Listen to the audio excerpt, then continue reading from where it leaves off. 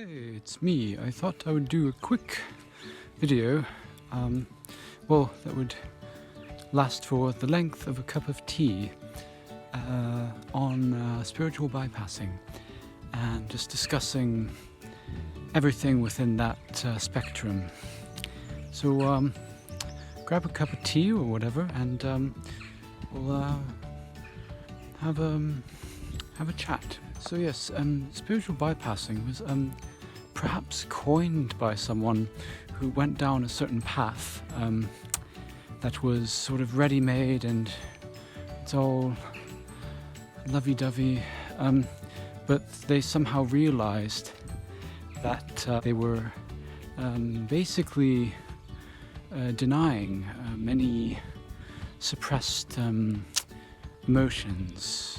And so people who call out certain people for spiritual bypassing, they say, oh, you're spiritually bypassing, therefore you need to do the shadow work. Now, to an extent, shadow work is necessary, but it shouldn't be the focal point of your life. Everyone goes through a dark night of the soul, and the shadow work sort of comes automatically by itself. You don't have to become Indiana Jones and put your archaeologist hat on and do the shadow work. So the shadow workers and people who whistleblow other people for spiritual bypassing, I call them the shadow work Nazis. And mostly you'll find they have this sort of archonic superiority complex. It's their job to look out for those who are spiritually bypassing or something. So it's really about respecting each and every one's unique spiritual journey without interfering or trying to call them out and saying, hey, you're bypassing, you need to do some shadow work. So while it is useful to dive into those shadows, deep dive and bask in the sublimity of the unexplored subconscious and making the darkness conscious, it doesn't have to be your life work. It's something that will happen naturally, spontaneously, automatically when you are ready. And if someone else is trying to tell you, oh, you need to do this, then they are basically violating your sacred path and your personal free will and choice. So instances of bypassing are as follows. A man may decide to become a monk, a celibate monk, simply because he's had zero luck with women and he'd rather serve God so he can avoid the issues of overcoming his awkwardness with women and talk to them and court them and have fulfilling relations with such women. Also, anger and grief, let's say rage and grief, are perhaps the most taboo emotions in society, or have been, and people tend to repress that with eating a lot or drinking a lot, and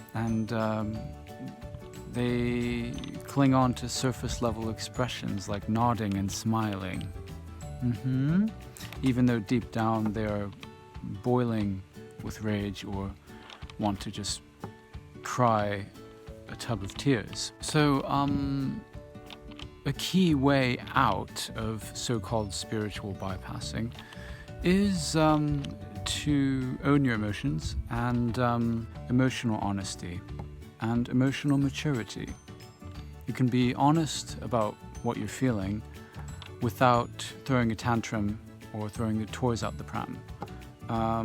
You can of course do a primal scream in nature or hit a pillow or get a punching bag. But it's important to be emotionally honest whilst also being emotionally mature. And a lot of people who are just starting out with shadow work and being authentic tend to be emotionally honest, but without being emotionally mature. So they basically go, bah, you know, and yeah, okay, you're being emotionally honest, but that's not maturity. You can instead say, you know, I'm feeling this way, but also be mature about it instead of getting all. So yeah, it's about being honest with yourself, with what you're feeling, just and sitting with those feelings until you achieve a sense of, let's say, resolution from the inner conflict, let's say. Instead of distracting yourself with TV, food, alcohol. So you might realize you might have some emotional blocks or energy blocks, and that's okay, you know? At least once you can address those issues with awareness, you know, that's a healthy first step, you know? Another thing with spiritual bypassing is looking honestly at your unmet needs. No matter how silly they might seem, you can't dismiss them because you've probably bypassed an unmet need from childhood or adolescence and haven't fully integrated that unmet need. And so the universe is like looping that experience. It keeps showing up in your reality. And then inside you get all like confused and frustrated as to why this keeps presenting itself in my reality, you know? It was something you have bypassed, an unmet need, and it's good to like actually take a look at that and ask why. With successful bypassing, the universe will still keep looping that experience into your reality field until you find the integration, until you find the resolution within. So, you know, we're all in this together. You know, I have my issues as well. So it's also about achieving this fulfilling sense of inner harmony, closure as well. This is why we've had so many different lifetimes, and through those lifetimes we've had all these lessons, these karmic lessons, and we're here in another incarnation to go through those lessons. It's initiation, basically. It's a process of initiation and learning these lessons. And yeah, the only way out is through, basically. You can strive to transcend as much as you can, you know, to the best of your abilities and desires. But there will be things that keep being thrown at you into your reality field by the universe that you just have to deal with. And there's no way around those things. So you just have to accept, you know, step into that vibration of acceptance and okay, and say, yeah, I can do this, you know, I can do this, you know, I can do this, you know, I am doing it. I'm doing it. So a classic example, you might get someone who's very conflict avoidant, and that's normal, you know. You don't want to beef with anyone, but some things need to be resolved, you know, face value, and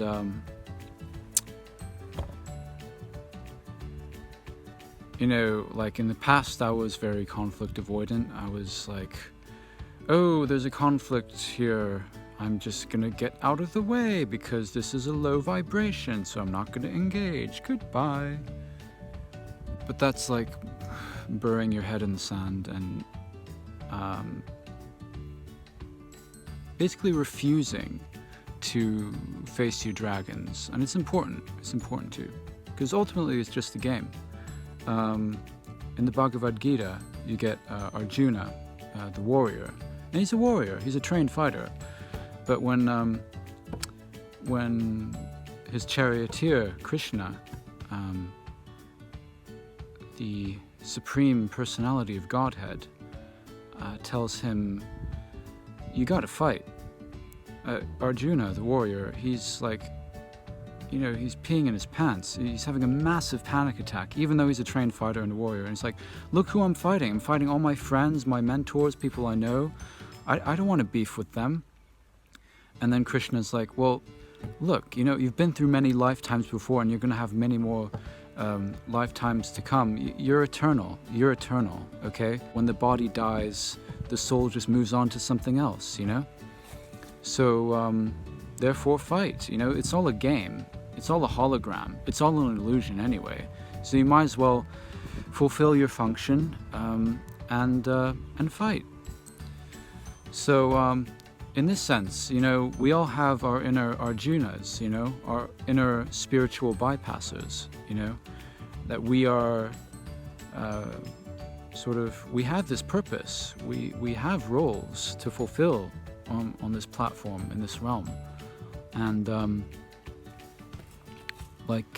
he's a warrior, he's a trained fighter, but still he's having this massive panic attack. He's like, "No, I'm not fighting, fuck this, And then Krishna's like, dude, chill. It's okay, you're eternal anyway. When you kill them, their souls will reincarnate somewhere else. It's fine."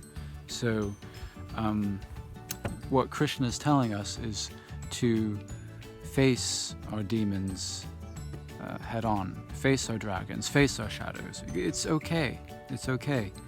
It's all a game. It's all shadow and light play. Because Arjuna is so identified with the body, with the mind.